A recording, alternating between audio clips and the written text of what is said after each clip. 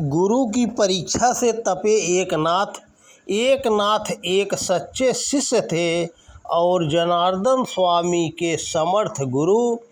एक नाथ का अपने गुरु के प्रति संपूर्ण समर्पण का भाव था। वे अपने गुरु को अपना सर्वस्व सौंप चुके थे। अगाध श्रद्धा भाव से वे सदा आप्लावित रहते थे। उनकी सांसें केवल अपने गुरु के लिए ही चलती थी।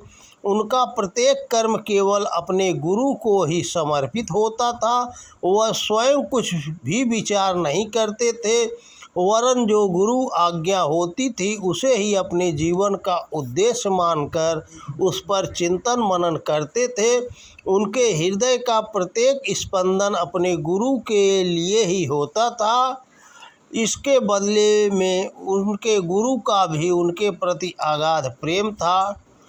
एक दिन जनार्दन स्वामी ने उनसे कहा, एक नाथ, तुम्हें कुछ चाहिए तो अवश्य बता देना, मन में कोई इच्छा हो तो भी बता देना।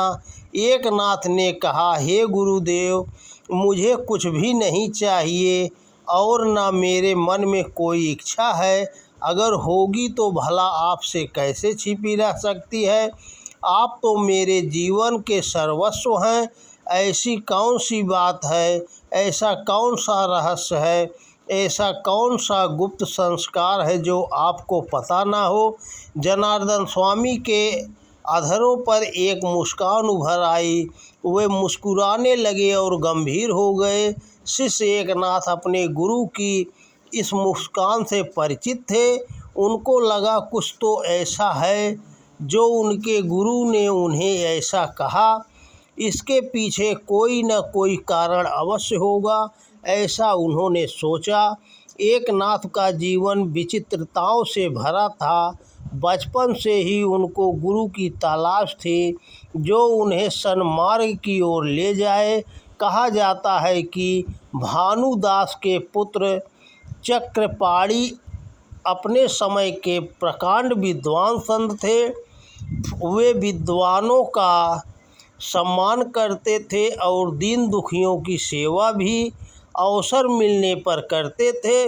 उनकी प्रबल इच्छा थी कि किसी महान संत का उनके घर में आगमन हो जो समाज व मानवता की सेवा करे। चक्रपाणि के पौत्र संत एक नाथ का जन्म सन 1533 ईस्वी में मूल नक्षत्र में हुआ था। मूल नक्षत्र में जन्म लेने वाली संतान माता पिता के लिए घातक मानी जाती है। एक नाथ के जन्म लेने के कुछ ही दिनों के अंतराल में उनके माता पिता उन्हें छोड़कर सदा के लिए चले गए और वे दादा चक्रपाणि के द्वारा ही पालित पोषित हुए। एक नाथ जन्म से ही भक्ति पथ पर चल पड़े थे। कुछ लोग धरती पर आकर अपने कर्म काट कर तपस्या करके आध्यात्म के पथ पर अग्रसर होते हैं और कुछ लोग ये सब लेकर ही पैदा होते हैं। एक नाथ ऐसे ही थे। बचपन से ही उन्हें श्रेष्ठ जनों का पूर्ण संरक्षण प्राप्त हुआ था, इसीलिए उनका स्वाध्याय एवं सत्संग का क्रम चल पड़ा। इनका उनके जीवन पर बड़ा प्रभाव पड़ा। उनकी स्मरण शक्ति तीव्र थी, इसीलिए जो कुछ भी वे पढ़ते या सुनते थे उन्हें सब कुछ याद हो जाता था। एक बार उन्हें एक महात्मा ने कहा, वत्स, जीवन में गुरु का आगमन शिष्य के जीवन की सबसे बड़ी घटना होती है, परंतु गुरु को पहचाना नहीं जा सकता, उन्हें समझा नहीं जा सकता, उन्हें जाना नहीं जा सकता। एक नाथ के मन में तीव्र उत्कंठा हुई। उन्होंने पूछा, हे महात्मन, गुरु को पहचाना नहीं जा सकता है, खोजा नहीं जा सकता है, तो फिर गुरु की प्राप्ति किसी विधि से होती है?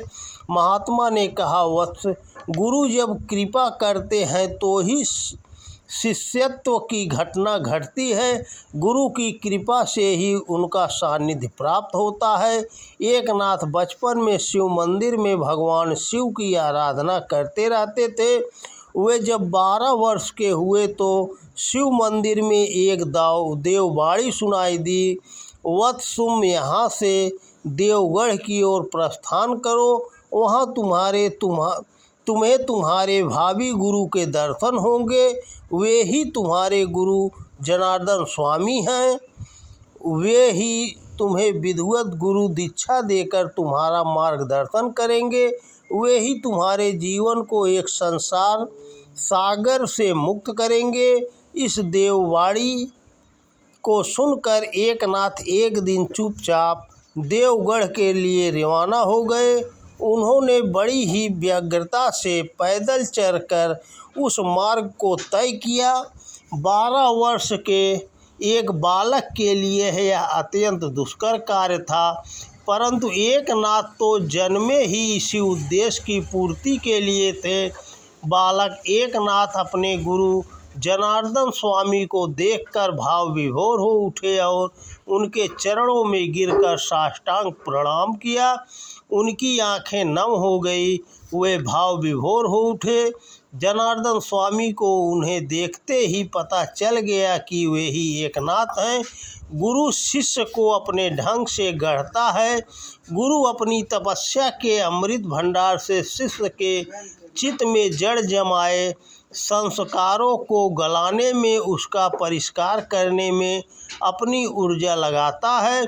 उसके व्यक्तित्व को गढ़ने में, रूपांतरित करने में उसे विविध प्रकार की कष्ट साध्य प्रक्रियाओं से गुजरना पड़ता है। इससे उत्पन्न कष्ट के भार को गुरु स्वयं सहन करता है। केवल कुछ अंश को जितना शिष्य वहन कर सकता है, उसे ही सद्गुरु शिष्य को देते हैं। एकनाथ ने अपने गुरु की सेवा में स्वयं को समर्पित कर दिया। गुरु जनार्दन स्वामी ने अत्यंत प्रसन्न होकर उसे गुरु दीक्षा प्रदान की। जनार्दन स्वामी के गुरु भगवान दत्तात्रेय थे, जो भगवान विष्णु के 24वें अवतारों में से एक थे। एकनाथ के मन में अपने दादा गुरु भगवान दत्तात्रेय के दर्शन करने की इच्छा उत्पन्न हुई। उनकी इच्छा भांप कर जनार्दन स्वामी जी ने कहा, वश तुम तैयार हो जाओ, हम लोग देवगिरी के जंगल में चलते हैं। याद रखना, यहाँ पर केवल मेरे गुरु के अलावा और कोई नहीं आ सकता। वे किसी भी रूप में वहाँ आ सकते हैं। यदि वे भयंकर रूप में भी प्रकट हों तो भी भयभीत मत होना, उनकी स्तुति करना। जनार्दन स्वामी एकनाथ को लेकर देवगिरी के जंगल में स्थित एक पहाड़ की चोटी पर गए, जहाँ पर एक मनोरम झील थी। वहीं पर एक पागल जैसा उन्मत्त व्यक्ति, जिसके बाल बिखरे हुए थे, कई कुत्तों के साथ आया। वह अजीब सी हरकत कर रहा था। उसके साथ एक कुतिया भी थी। वह बोला, ये अपने साथ किसको ले आया है? मना किया था ना कि किसी और को साथ में मत लाना। अच्छा, इस कटोरी में कुतिया का दूध दूहकर ले आ। जनार्दन स्वामी उनके आदेश का पालन करते हुए कुतिया का दूध दूहकर ले आए। पहले उस पागल ने उसे पिया, फिर उस कटोरी को जनार्दन स्वामी को दे दिया। उन्होंने भी उसे पिया। इसके पश्चात इस पागल ने कहा, जनार्दन, इस लड़के को इस कटोरी के दे दो और शेष दूध पीने को कहो, फिर उसे साफ करके लाओ। लो, कहो। जनार्दन स्वामी ने दूध की कटोरी को एकनाथ को पकड़ा दिया। एक पल के लिए तो एकनाथ को अजीब सा लगा कि कुतिया के जूठे दूध को कैसे पिएं। उन्हें तत्क्षण याद आया कि यहाँ दादा गुरु के अलावा कोई और आ नहीं सकता है। उन्हें अपने गुरु की बात भी याद आई कि मंत्र अक्षर नहीं होता और गुरु इंसान नहीं होता। गुरु कैसा भी हो सकता है, उसे सामान्य बुद्धि से समझा नहीं जा सकता है। वह किसी भी रूप में दिख सकता है। एकनाथ ने प्रेम पूर्वक उस कटोरे का दूध पिया और झील के जल से प्रक्षालित करके ले आए। उस पागल ने प्रसन्न होकर उन्हें आशीर्वाद दिया और अपने वास्तविक स्वरूप में खड़े हो गए। वे ही भगवान दत्तात्रेय थे। भगवान दत्तात्रेय प्रसन्न होकर बोले, वस्तु तुम शूलभंजन पर्वत पर जाकर तपस्या करो, वहीं तुम्हें तपस्या में सफलता मिलेगी और चित्त निर्मल होगा। एकनाथ भगवान दत्तात्रेय और गुरु जनार्दन स्वामी को साष्टांग प्रणाम करके देवगिरी के पास ही स्थित शूलभा पर्वत, जिसे शूलभंजन कहा जाता है, पर पहुँच गए।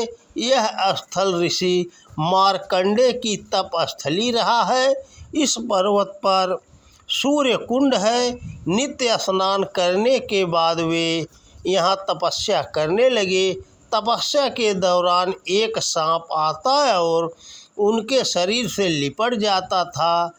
यहीं उन्हें भगवान श्री कृष्ण के दर्शन हुए थे। इस तरह एक शिष्य की इच्छा पूरी हुई और उनका जीवन भी सफल हुआ। तो दोस्तों नमस्कार, वीडियो पसंद आए तो ज़्यादा से ज़्यादा शेयर करें। जय श्री कृष्णा, राधे राधे।